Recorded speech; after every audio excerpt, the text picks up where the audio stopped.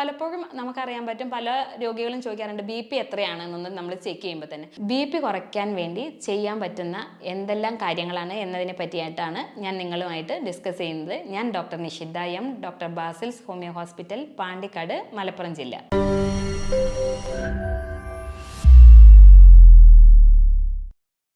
പ്രധാനമായിട്ടും നമുക്കറിയാൻ പറ്റും BP എന്താണെന്ന്. നമ്മുടെ രക്തക്കുഴലിൽ കൂടെ നമ്മുടെ രക്തം പ്രവഹിക്കുമ്പോൾ ഉണ്ടാകുന്ന ആ ഒരു സമ്മർദ്ദം മൂലം ഉണ്ടാകുന്നതാണ് ബ്ലഡ് പ്രഷർ എന്ന് പറയുന്നത്.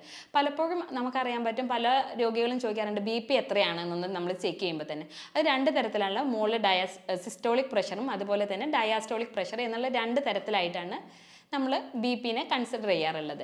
അപ്പോൾ ഇത് നോർമലി നമുക്കറിയാൻ പറ്റും 120 മുതൽ ഒരു 120/80 നമ്മളൊരു നോർമൽ റേഞ്ചായിട്ട് പറയാറുള്ളത്.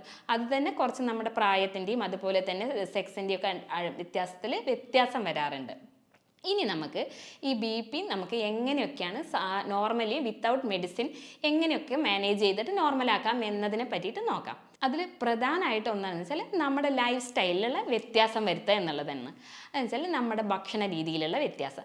നമ്മൾ എപ്പോഴും എന്താ വെച്ചാൽ പോളിഷ്ഡ് ആയിട്ടുള്ള ഭക്ഷണങ്ങളാണ് കൂടുതലായിട്ട് കഴിക്കാറ്. ഒരു സ്റ്റഡീസ് നടത്തി കഴിഞ്ഞപ്പോൾ തന്നെ കാണാൻ പറ്റുന്നത്, ഒരു 50,000 ആളുകൾ എടുത്തിട്ട് ഉള്ള സ്റ്റഡീസ് നോക്കിയപ്പോൾ പോളിഷ്ഡ് ആയിട്ടുള്ള റൈസുകൾ കഴിക്കുന്ന വ്യക്തികളിലാണ് BP കൂടുതലായിട്ട് റൈസ് ചെയ്യുന്നത് എന്ന്. അപ്പോൾ തവിടോട് കൂടിയിട്ടുള്ള ഭക്ഷണങ്ങൾ കഴിക്കാൻ വേണ്ടി ശ്രദ്ധിക്കുക. അത് ഈ മില്ലറ്റ് ആവട്ടെ, അത് ഗോതമ്പാവട്ടെ, നമ്മുടെ സാധാ അരി ആവട്ടെ, അതിലെന്തായാലും നമ്മൾ തവിടോട് കൂടിയ ഭക്ഷണങ്ങൾ ഉൾപ്പെടുത്തുക എന്നുള്ളത് പ്രധാനമായിട്ടും ശ്രദ്ധിക്കാം. മറ്റൊന്നാണ് എന്താ വെച്ചാൽ നമ്മുടെ ഭക്ഷണത്തിൽ ധാരാളം ഫ്രൂട്ട്സുകളും വെജിറ്റബിൾസൊക്കെ ഉൾപ്പെടുത്തുക. അതിൽ തന്നെ പ്രധാനമായിട്ട് എന്താ വെച്ചാൽ നമ്മൾ പൊട്ടാസ്യം അടങ്ങിയിട്ടുള്ള ഭക്ഷണങ്ങൾ, കാൽസ്യം അടങ്ങിയിട്ടുള്ള ഭക്ഷണങ്ങൾ, മാഗ്നീഷ്യം അടങ്ങിയിട്ടുള്ള ഭക്ഷണങ്ങൾ, അതൊക്കെ ഉൾപ്പെടുത്താൻ വേണ്ടി ശ്രദ്ധിക്കുക. അതിന് നിങ്ങളൊരു കിഡ്നി പേഷ്യൻസ് ഒക്കെ ആണെങ്കിൽ അതിനും കൂടി കൺസിഡർ ചെയ്തിട്ട് വേണം നമ്മൾ ഇതിൻ്റെ ഡയറ്റ് ശ്രദ്ധിക്കേണ്ടത്. മറ്റൊന്ന് പ്രധാനമായിട്ടും നമ്മൾ സ്ട്രെസ് ഫ്രീ ആയിട്ട് ജീവിക്കാൻ ശ്രദ്ധിക്കുക എന്നുള്ളത്. അതായത് നമ്മുടെ ടെൻഷൻസും ആങ്സൈറ്റീസൊക്കെ നമ്മൾ ഒഴിവാക്കുക, നമ്മളൊരു റിലാക്സിങ് മോഡിലേക്ക് വരിക. അതുപോലെ തന്നെ അതിനു വേണ്ടി നമുക്ക് മെഡിറ്റേഷൻ, യോഗ പോലെയുള്ള കാര്യങ്ങളൊക്കെ ചെയ്യാവുന്നതാണ്. പിന്നെ മറ്റൊരു കാര്യം എന്താ വെച്ചാൽ നമ്മൾ ഡെയിലി എക്സസൈസ് നമ്മുടെ ഒരു ജീവിതത്തിൻ്റെ ഭാഗമാക്കി മാറ്റുക. അതായത് ഒരു അരമണിക്കൂർ കുറച്ച് ഫാസ്റ്റായിട്ട്, അല്ലെങ്കിൽ നമ്മൾക്ക് എങ്ങനെയാണോ സാധിക്കുന്നത് ആ രീതിയിൽ ദിവസവും ഒരു അരമണിക്കൂർ നടക്കുക എന്നുള്ളത് ശ്രദ്ധിക്കുക. അതുപോലെ തന്നെയാണ് ലഹരി ഉപയോഗിക്കുന്ന വ്യക്തികളാണെങ്കിൽ പുകവലി, മദ്യപാനം തുടങ്ങിയൊക്കെ ഒഴിവാക്കുക. അതൊക്കെ നമ്മുടെ രക്തസമ്മർദ്ദം, അതായത് BP റൈസ് ചെയ്യാൻ വേണ്ടി സഹായിക്കുന്ന കാര്യങ്ങളാണ്. അപ്പോൾ അതൊക്കെ നമ്മൾ ഭക്ഷണത്തിൽ നിന്ന് നമ്മൾ ഒഴിവാക്കുക എന്നുള്ളത് പ്രധാനമാണ്. മറ്റൊരു പ്രധാനമായിട്ട് നമ്മൾ ശ്രദ്ധിക്കേണ്ടത് എന്താ വെച്ചാൽ മദ്യപാനം, പുകവലി തുടങ്ങിയ ലഹരി പദാർത്ഥങ്ങളൊക്കെ ഉപയോഗിക്കുന്ന വ്യക്തികളാണെങ്കിൽ നമ്മൾ അതൊക്കെ ഒഴിവാക്കുക എന്നുള്ളതാണ് പ്രധാനമാണ്. അതേപോലെ തന്നെ നമ്മളുടെ ഒരു പ്രധാനമാണ് എന്താ വെച്ചാൽ നമ്മൾ കൃത്യസമയത്ത് ഉറങ്ങുക എന്നുള്ളത്. ഒരു സാധാരണ ഒരു മനുഷ്യന് ഒരു 5 മുതൽ 7.5 മണിക്കൂറെങ്കിലും ഉറക്കം അത്യാവശ്യമാണ്. അപ്പോൾ അതൊരു സൗണ്ട് സ്ലീപ്പോട് കൂടി തന്നെ ഉറങ്ങാൻ ശ്രദ്ധിക്കുക എന്നുള്ളത് പ്രധാനമാണ്. ഇനി അടുത്തതായിട്ട് പറയേണ്ടത് എന്താ വെച്ചാൽ നമുക്ക് ഇത്തരത്തിലുള്ള BP ഉള്ള ഒരു വ്യക്തികളാണെങ്കിൽ നമ്മൾ ഭക്ഷണത്തിൽ എന്തൊക്കെ കാര്യങ്ങൾ ശ്രദ്ധിച്ചു കഴിഞ്ഞാൽ നമുക്കൊരു വിത്തൗട്ട് മെഡിസിൻ തന്നെ ഒരു പരിധി വരെ കുറയ്ക്കാൻ പറ്റും എന്നതിനെ പറ്റിയിട്ടാണ്.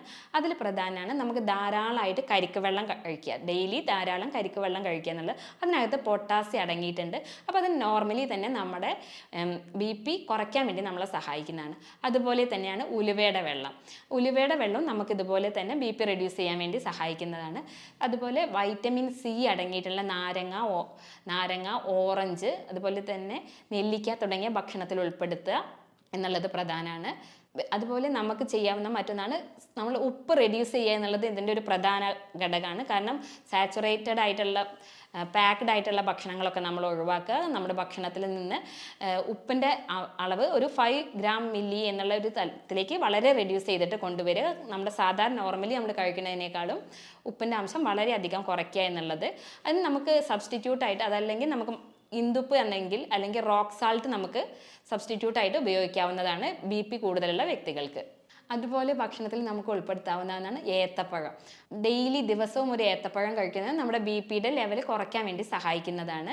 അതുപോലെ തന്നെ മാതള നാരങ്ങയുടെ ജ്യൂസ്, അതായത് പൊമഗ്രാനൈറ്റ് എന്ന് പറയുന്ന സാധനത്തിൻ്റെ ജ്യൂസ് കഴിക്കുന്നതും ഇത്തരത്തിലുള്ള നമ്മുടെ BP റെഡ്യൂസ് ചെയ്യാൻ നമ്മളെ സഹായിക്കുന്നതാണ്. മറ്റൊന്നാണ് നമ്മൾ ടൊമാറ്റോ, അതായത് നമ്മൾ തക്കാളി. നമുക്കറിയാം നമ്മൾ ഡെയിലി ഉപയോഗിക്കുന്ന ഒരു സാധനമാണ് തക്കാളി. അപ്പോൾ തക്കാളിക്കകത്തുള്ള ലൈക്കോപ്പിൻ എന്ന് പറയുന്നത് നമ്മുടെ രക്തസമ്മർദ്ദം കുറയ്ക്കാൻ വേണ്ടി വളരെയധികം സഹായിക്കുന്നതാണ്. അതുപോലെ നമുക്ക് വീട്ടിൽ ചെയ്യുന്ന വേറൊരു ഹോം റെമഡി എന്ന രീതിയിൽ നമുക്ക് ചെയ്യാവുന്ന ഒരു കാര്യമാണ് ഇളം ചൂടുപാലിൽ 1 ടീസ്പൂൺ വെളുത്തുള്ളി മിക്സ് ചെയ്തിട്ട് ഒരു 2 ടീസ്പൂൺ തേനും കൂടെ മിക്സ് ചെയ്തിട്ട് ദിവസവും രാവിലെ കഴിക്കുന്നത്, ഒരു 15 ദിവസം വരെ കഴിക്കുന്നത് നമുക്ക് ഇത്തരത്തിലുള്ള BP റെഡ്യൂസ് ചെയ്യാൻ വേണ്ടി സഹായിക്കുന്നതാണ്. ഇനി ഈ പറഞ്ഞ കാര്യങ്ങളൊക്കെ നിങ്ങൾ ചെയ്ത് നോക്കിയിട്ട് നിങ്ങൾക്കിത് കുറയുന്നില്ല അല്ലെങ്കിൽ വ്യത്യാസമൊന്നും വരുന്നില്ല എങ്കിൽ നിങ്ങൾ എത്രയും വേഗം അതിനൊരു മെഡിക്കൽ ട്രീറ്റ്മെൻറ്റ് എടുക്കേണ്ടതാണ്. ഇനി ഇത്തരത്തിൽ ഉള്ള എന്തെങ്കിലും ആരോഗ്യപരമായ സംശയങ്ങളുണ്ടെങ്കിൽ നിങ്ങൾക്ക് എന്നെ ബന്ധപ്പെടാവുന്നതാണ്. ഞാൻ doctor Nishitha M, doctor Basil's homeo hospital, Pandikkad, Malappuram ജില്ല.